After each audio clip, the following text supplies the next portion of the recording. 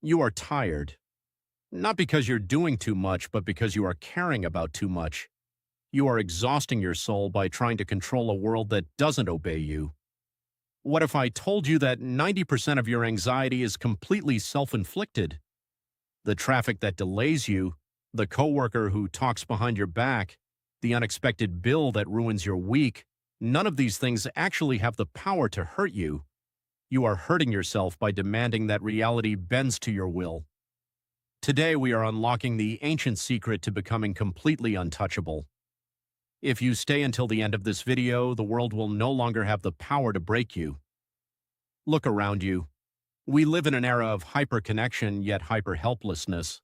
We check our phones the moment we wake up, immediately absorbing the opinions of strangers, the chaos of the economy, and the curated perfection of other people's lives. Without realizing it, you have signed an invisible contract. A contract that says, if the weather is bad, I will be sad. If someone criticizes me, my day is ruined. If things don't go exactly as planned, I will panic. You have become a slave to external circumstances. You think you need more money, a better job, or more appreciation to be at peace, but that is the ultimate illusion. The ancient philosophers saw this trap 2,000 years ago. They called it the illusion of control. Enter Epictetus. He wasn't a king or a wealthy merchant. He was born a slave in the Roman Empire. His leg was deliberately broken by a brutal master, leaving him with a lifelong limp. Yet Epictetus was freer than the emperor himself. Why? Because he understood one fundamental truth, which he called the dichotomy of control. Epictetus wrote that some things are in our control and others not.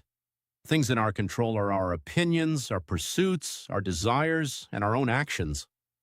Things not in our control are our bodies, our property, our reputation, and the actions of others. Think of your life like a game of tennis. You can control your training, your effort, and how hard you swing the racket. That is your zone. But the moment the ball leaves your racket, you control nothing. You cannot control the wind. You cannot control the skill of your opponent. If your happiness depends entirely on winning the match, you are a victim of fate. But if your satisfaction depends on how perfectly you played your part, you become invincible. Let's talk about the heaviest chain you carry, the opinions of others. Marcus Aurelius, the most powerful man in the world as the emperor of Rome, sat in his military tent and wrote these words to himself. I have often wondered how it is that every man loves himself more than all the rest of men, but yet sets less value on his own opinion of himself than on the opinion of others. Isn't it absurd? You change your clothes, your words, and your dreams just to fit into their expectations.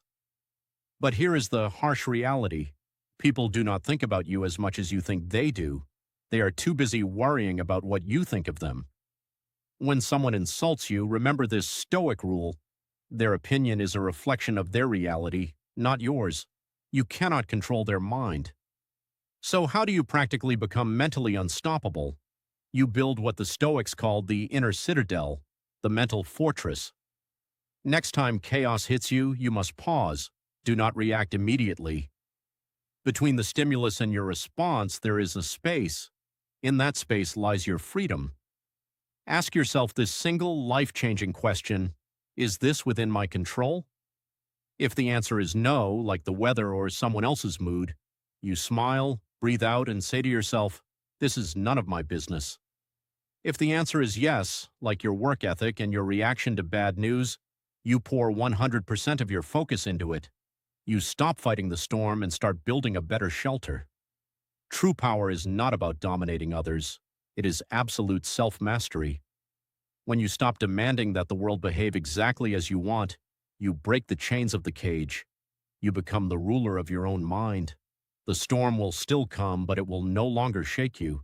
Because you are no longer the fragile sailboat, you are the lighthouse. Control your input, master your output. Let the rest go. Stay strong, stay stoic.